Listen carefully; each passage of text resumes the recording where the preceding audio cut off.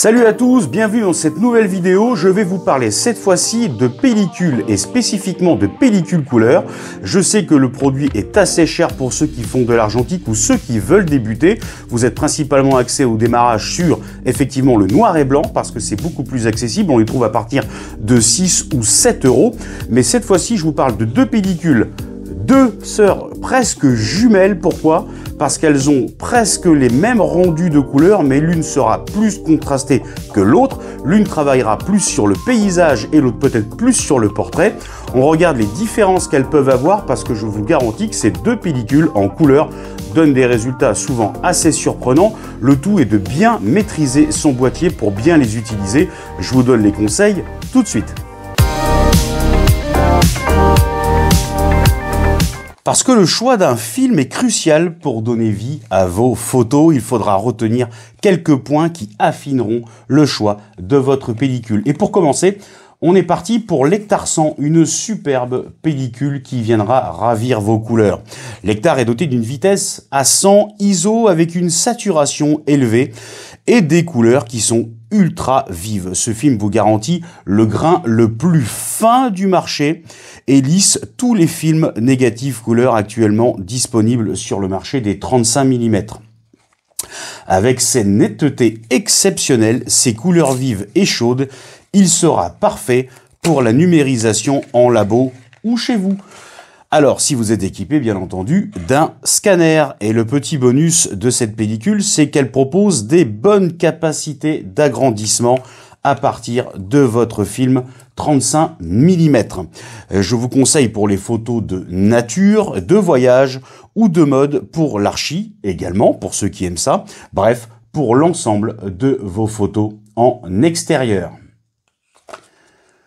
Et voici la Gold 200, riche en couleurs, vive elle aussi, avec des variations de couleurs qui pourront vous surprendre en coloris contrastés et chaleureux.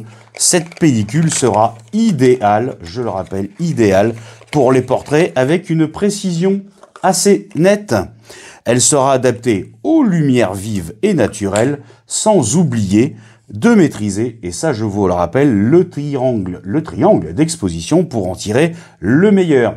À noter tout de même, pour éviter des erreurs de shoot, ce sera de faire attention au contre-jour parce que là franchement ça ne pardonnera pas.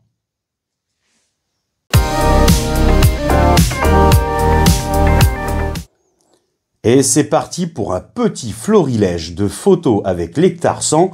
Ça va vous donner une idée simple et rapide des couleurs et des couleurs surtout chaleureuses et vives que vous pouvez faire avec votre boîtier en utilisant cette pellicule. On bascule maintenant sur la Kodak Gold 200. Totalement différent, mais ça va être surtout dû à la lumière. Et pour l'utiliser, il faudra absolument, je vous le rappelle, régler votre triangle d'exposition pour en tirer le meilleur et vous faire plaisir avec une pellicule encore à des prix abordables. Alors vous l'avez vu, le résultat est assez différent finalement de ces deux pellicules. L'Hectar sera donc sur des couleurs beaucoup plus vives, effectivement. Ça va forcément être plus flamboyant, peut-être plus pour le paysage, pour le coup. Et puis la Gold 200, elle tapera aussi sur le portrait. Elle a un petit avantage, la Gold 200 aussi, c'est qu'elle peut s'adapter un petit peu sur tout. Vous verrez, beaucoup de photographes l'utilisent. Il suffit de regarder les vidéos sur YouTube. Et ben, c'est peut-être une pellicule peut-être un peu plus générique et peut-être effectivement un peu plus abordable. Bon, ma préférence, moi je vous le dis direct, c'est cash, c'est l'Hectar 100. Pourquoi ? Parce qu'elle a quelque chose d'exceptionnel dans le contraste des couleurs. C'est chaleureux, c'est vif, c'est flamboyant. C'est un ressenti personnel. Vous pouvez donner votre avis si vous l'avez utilisé. Au contraire, on pourra débattre sans aucun problème. Voilà, j'espère que cette vidéo vous aura plu. Un petit like et puis un abonnement pour me remercier. Ça me fera plaisir encore de vous proposer autre chose. Et puis je vous dis à très bientôt. Salut!